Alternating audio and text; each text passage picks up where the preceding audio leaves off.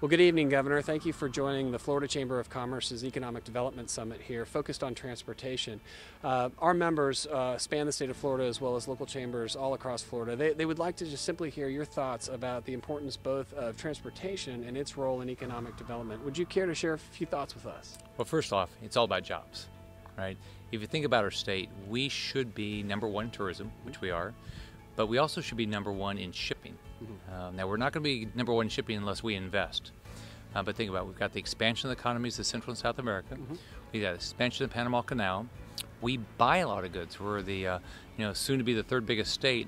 So if we invest in our ports, if we invest around our ports with the rail, the inland ports, things like that, we're going to have a lot more jobs for Florida families, and that's what the key is. Right.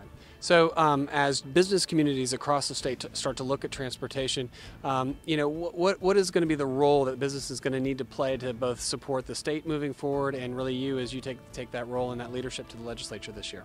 Well, we clearly have to make sure every business is involved in letting their House member, their Senate member know the importance of investment in transportation, the investment in our ports, the investment in infrastructure.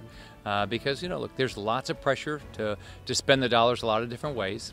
And in Tallahassee, part of my job is to allocate the dollars where you get the biggest bang. My focus is where do we get more jobs for Florida families? That's what our families need. How do we make sure we have the best education system?